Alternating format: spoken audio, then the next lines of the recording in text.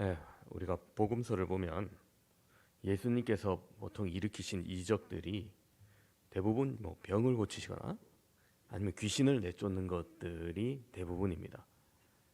그러나 창조 세계에서 자연을 대상으로 한 이적도 있습니다.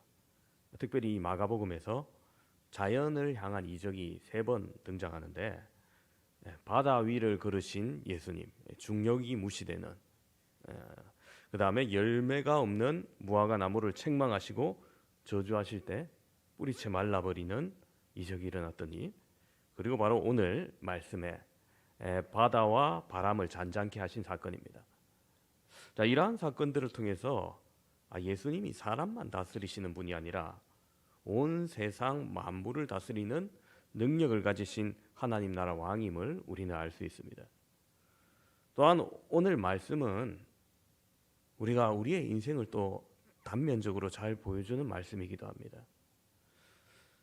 이 말씀이 시작되는 마가복음 4장 1절을 보면은 예수님께서 바다에서 가르치실 때 많은 무리가 예수님께 모여듭니다.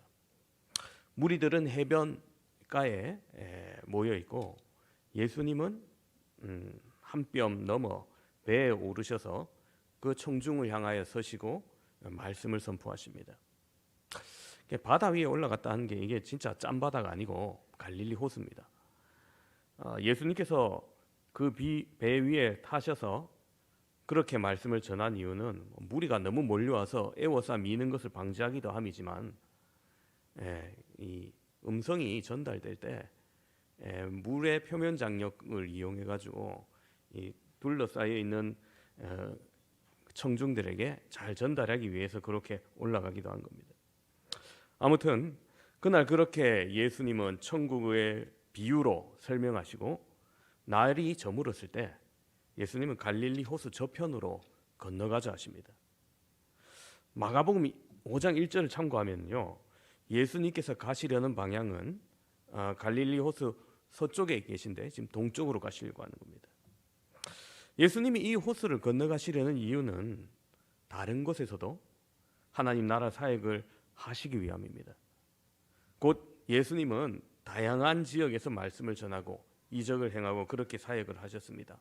한 곳에서만 계속 복음을 전해서 거기서 부흥하고 거기서 왕노릇하기를 원하는 것이 아니라 복음의 사역을 더욱더 넓게 전해야 함을, 만민에게 전해야 함을 말씀하셨던 겁니다. 그렇게 예수님과 제자들은 저물 때 이제 다른 곳으로 건너가기 위해서 배를 타게 되었습니다. 근데 여러분, 이 배가 한 척일까요? 여러 척일까요? 한 척이겠지 뭐 이래 생각하는데, 여러분 36절 한번 보세요. 그들이 무리를 떠나 예수를 배에 계신 그대로, 아까 그 청중에게 설교하신 그 배 그대로 모시고 가는데 다른 배들도 함께 했다. 다른 사람들도 이제 따라간 거예요, 몇 명. 근데 이 사람들이 어떻게 끝까지 갔는지 안 간지는 몰라요. 안 나와 있어요. 이게 끝이에요. 분명히 출발은 예수님이 한 배로 제자들과 함께 했고 청중 중에 계속 예수님을 한번 쫓아가 보자 해서 따라왔던 배들도 있었다는 거죠. 그런데 무슨 일이 일어납니까? 큰 광풍이 일어납니다. 그 광풍에 따르던 배들이 뭐 소리 소문 없이 뭐 침몰을 했는지 따르기를 포기했는지 아마 돌아갔겠죠 뭐. 예수님이 탄 배도 물결이 부딪히고 배에 물이 점점 들어와서 가득 차게 되었더라, 이렇게 말합니다. 아마 제자들은 그 상황 속에서 아마 뭔가를 좀 벗어나고자 최선을 다했을 겁니다. 예수님의 제자 중 대다수는 갈릴리 바다에서 잔뼈가 굵은 어부 출신들이니까 적어도 여기가 자기들의 홈그라운드라는 거죠. 어부 출신 아닌 몇몇 그 제자들에게, 어부 출신 제자들이 우리한테 맡겨라, 우리가 여기를 벗어나게 해야겠다, 아마 최선을 다했을 겁니다. 처음엔 자신들이 극복할 수 있다고 믿었겠죠. 아마 그렇게 생각했을 겁니다. 그런데 그 위기를 극복하기 위해서 나름의 최선을 다했지만 그 위기를 극복할 수가 없습니다. 그래서 이들은 주님을 깨웁니다.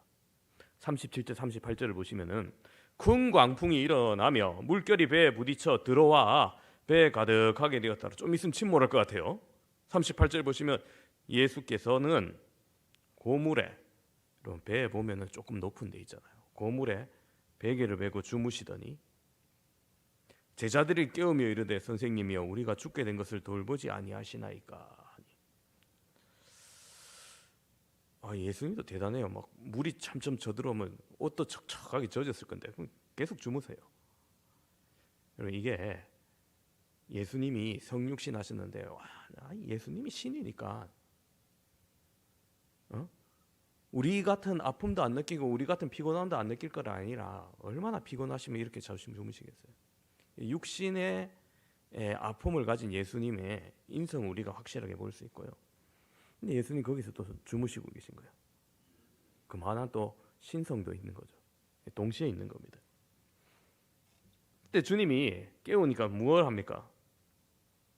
잠을 청하고 계시는데 제자들 때문에 깨어서 일어나시고는 바람과 바다를 바라보시면서 꾸짖으시며 잠잠하라 고요하라 명하셨을 때 바람이 그치고 바다가 잔잔해집니다.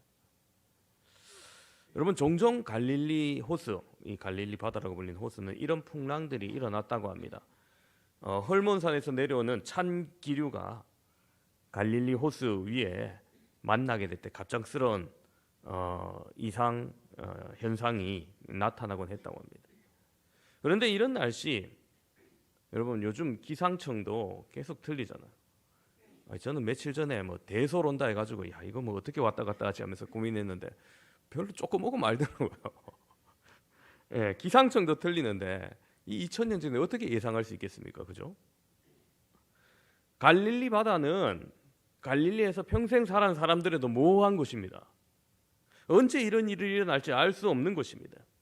그 위기를 만약 미리 안다면 여러분 그때만 맞춰서 배를 안 나가면 되죠. 준비할 수 있을 텐데 항상 갑작스럽게 당하는 어려움입니다. 이런 어려움들은 어부 출신인 제자들 이미 그런 일들 바다에 있을 때 몇 번 겪어봤을 겁니다.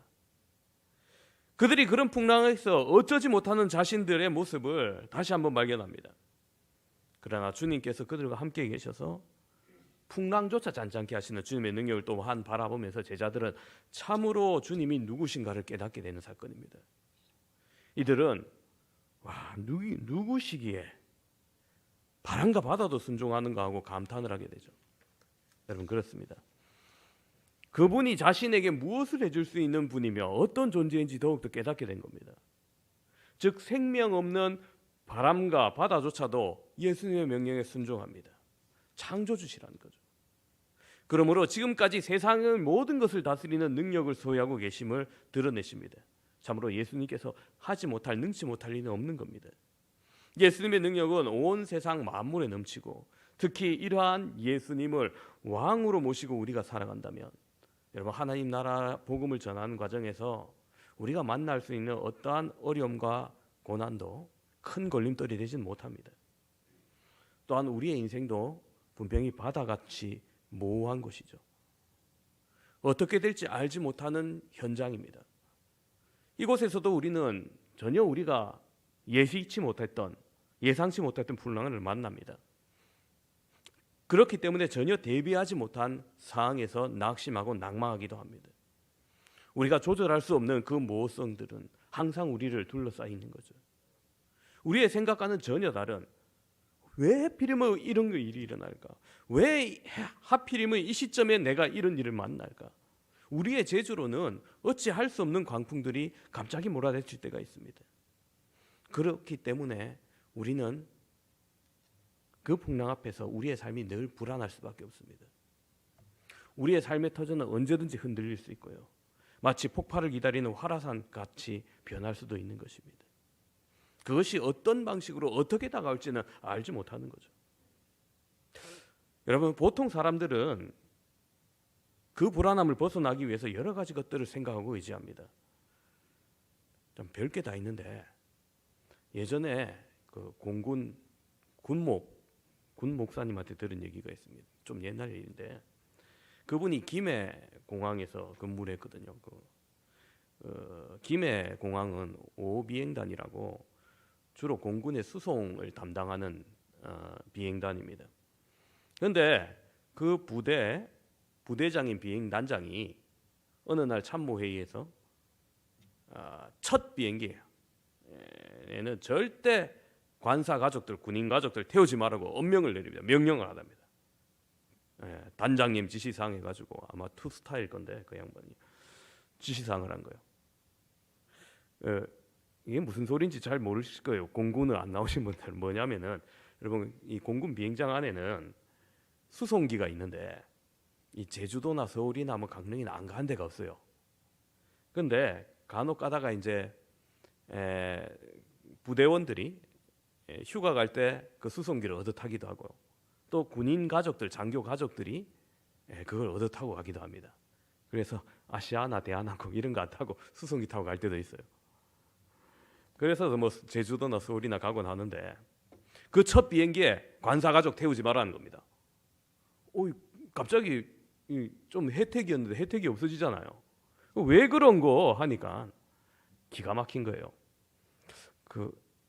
우리 교회도 택시 하시는 분인데 그 옛날에 택시 운전사들 첫 손님 여자 태우지 않도록 했다는 얘기들이 있는데 옛날에 진짜 그랬는지 모르겠어요. 근데 비행기도 마찬가지라는 거예요. 여자 태우면 재수가 없다는 거예요. 아이고야. 여러분, 그 비행 단장이면은 아까도 얘기했지만 투스타라고 했는데 공군에서 별 달려면은 반드시 비행 파일럿 돼야 돼요. 다른 특기로서는 별을 달 수가 없어요. 근데 이 양반이 투스타라면은 조종사 출신이란 얘기인데, 여러분 현대과학의 최첨단 기계라 할 수 있는 비행기를 운행했던 사람인데 여자가 타면 재수 없다. 그런 미신적인 발상을 한 겁니다. 언뜻 이해가 안 가죠, 여러분. 왜냐하면은 이 군인들, 특히 직업 군인들은 항상 이 사고가 나면 자기 책임이 되면 옷을 벗을 수 있거든요. 그게 불안한 거예요. 그래서 비행기 사고에 항상 불안함을 갖고 있으니까 이것 좀 어떻게든 안 나게 하려고 지푸라기라도 잡는 심정으로 뭐 그렇게 얘기하는 거예요. 뭐 이해는 할 수 있죠. 인간의 내약합니다. 그런데 여러분, 그러한 저항이라 해도 인간의 마음이 참 얼마나 합리적이지 않고 과학적이지 않다는 걸 우리가 생각해 보게 됩니다. 요즘 여러분 그 최첨단 IT 산업의 집약체라고 할 수 있는 판교라든지 아니면 강남 테헤란밸리라든지 거기 뭐 인텔리들의 밀집 지역이죠. 그런 정보화 시대에 발맞춰 최첨단 문화가 형성되어 있는 곳입니다. 그런데 여러분 그런 곳에도 점집이 꽤 있어요. 네. 저기 중앙동 뭐 저런 데만 점집이 있는 게 아니라 여기도 점집이 있다니까요. 심지어 인터넷 점집도 있어요. 아니 뭐 사이버 세상에 뭐 그런 게 있습니까? 언뜻 좀 전혀 조화가 안 되잖아요. 근데 왜 그렇게 공존하고 있느냐? 미래가 불안한 거예요, 그냥. 예전에 벤처닷컴 회사들이 많았었죠. 말 그대로 모험 정신으로 시작하는 겁니다. 근데 미래가 불안하니까 그 미래가 어떻게 될까? 뭐 점을 통해서라도 약간의 미신을 통해서라도 내가 좀 안심을 얻고 싶은 거예요. 정말 나약한 인간의 의지를 엿볼 수 있는 것입니다. 21세기가 되었음에도 불구하고 정말 커다란 배를 만들고 진수식에서 돼지머리에 뭐 아직도 코에 뭐 돈 꼽아놓고 그죠? 빌고 최첨단 기계 서버실을 열면서도 또 돼지머리 고사 지내고. 제가 테헤란로에 그 취직을 했었거든요. 테헤란밸리에 취직을 했었거든요. 직접 봤어요. 서버실 새로 운영된다고 뭐 서버 갖다 놓고 돼지머리 갖다 놓는 거 같아요. 이게 참 전혀 안 어울리는데 참 아직도 하고 이런 일을 하고 있구나 싶어요. 공존할 수 없는 것 같은 것들이 함께 공존하고 있습니다. 왜? 온갖 불안 때문에 사람들. 제발 서버 다운되지 않게 해주시고, 바이러스 먹지 않게 해주시고, 이런 것까지 우상에게 지금 비는 거예요. 그 불안을 해소하고자 하는 겁니다. 여러분 이사야서는 이사야 40장 18절에 이하에 우상을 만들고 그 우상에게 도움을 청하려는 자들을 비꼬고 비웃는 장면이 나와요. 한번 찾아볼까요? 이사야서 40장 한번 찾아보세요. 이사야 40장 18절.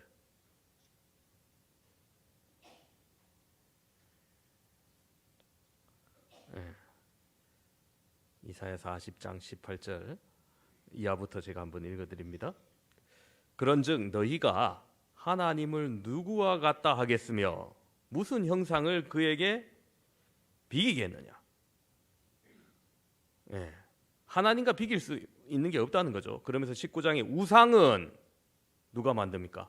장인이 부어 만들고 장색이 금으로 입혔고 또 은사슬을 만든 것이니라. 궁핍한 자는 거제를 드릴 때 썩지 아니하는 나무를 택하고 지혜로운 장인을 구하여 우상을 만들어 흔들리지 아니하도록 세우느니라. 자, 여러분, 우상을 만들었어요. 사람이 누워 있으면 안 되죠. 세워야 될 거 아니에요. 밑에 흔들리지 아니하는 나무를 택하고 튼튼하게 세웁니다. 근데 이사야가 이걸 비웃는 거예요. 사람이 만들었고 능력이 있으면 스스로 서야지. 튼튼한 것 갖다 붙이지든 허술한 것 갖다 붙이든 스스로 서야지. 스스로 서지도 못하는 그것에 빗대는 너희여라는 거예요. 어르고 달래서 흔들어 굳게 세우려는 그 너희들, 자신이 스스로 서지도 못하는 그 우상들, 사람의 손에 의해서 세워지는 그 우상들이 어떻게 사람을 세울 수 있겠느냐는 거죠. 그렇습니다, 여러분. 결코 그것은 사람에게 구원을 가져다 주지 못하는 겁니다. 오히려 전쟁이 날 때 그게 금으로 입혔다고 아이고 저 귀한 것이라고 메고 도망치면 어떻게 되겠습니까? 무거운 짐이 되고 사람에게 잡히고 말 겁니다. 여러분, 요즘 대한민국이 마약으로 몸살을 앓고 있죠. 아이고 그 TV에서 자주 나오시는 그 이성균 씨도 마약 때문에 결국에는 자살하게 됩니다. 왜 인기 연예인들이 항상 마약을 따라다니고 마약의 유혹이 있을까요? 이게 요즘뿐만 아니라 사실 요즘 더 마약이 활성화됐지만 저 옛날 70년대도 대마초 사건도 있었고 그랬지 않습니까? 연예인들이 왜 마약에 연약하냐면요, 오늘의 인기가 내일의 인기로 지속되리라는 보장이 하나도 없기 때문이에요. 사실. 지금 최고의 인기를 구가한다 하더라도 이게 얼마나 갈지 스스로도 장담할 수 없는 거예요. 불안한 거예요. 그 불안함을 잠재울 수 없기 때문에 마약을 통해서라도 그 불안함을 해소합니다. 그러다가 그 마약이 결국 자기의 인기를, 자기의 방송 생활을, 자기의 직업을 송두리째 발목 잡고 말죠. 방송국에 퇴출됩니다. 마약이 결국 자신의 불안감을 더 가중시키고 결국 파멸로 몰아가는 것입니다. 여러분, 그처럼 많은 사람들은 오늘이 불안하고 내일이 불안합니다. 아무것도 우리의 삶을 보장해 주지는 못합니다. 우리가 행여나 할 수 있는 인간의 노력들, 행위들, 우리가 믿고 의지하는 많은 것들, 우리의 삶에 진정한 평안을 가져다 주지는 못한다는 겁니다. 구소련의 철권 통치자였던 스탈린, 무소불위의 권력을 누렸죠. 요즘 시진핑이 하도 힘준다 하지만은 옛날에 그 스탈린에 비할 수는 없습니다. 그죠? 그는 감히 누구도 범접할 수 없는 막강한 힘을 가지고 있었습니다. 그런데 놀라운 것은 그 절대 권력을 가지고 있었음에도 불구하고 늘 불안함을 감추지 못하고 살았다는 겁니다. 자기가 수많은 정적들을 숙청하다 보니까 자기를 향한 음모가 언제든지 있을 수 있다고 의심하고 불안했습니다. 그 불안과 의심 속에서 살았던 거죠. 심지어 정부 고관이 모인 만찬에서 한 여성이 이 차를 가져다 주는데 시간이 좀 지체되자 이거 좀 뭔가 엿듣고 있는 거다, 뭔가 꾸미고 있는 거다 생각하고 화를 내고 파면시켰다는 일화도 있습니다. 항상 불안했던 거죠. 여러분, 과연 무엇이 우리를 평안하게 해줄 수 있습니까? 무엇이 우리를 진정한 안락으로 축복의 길로 나아가게 할 수 있습니까?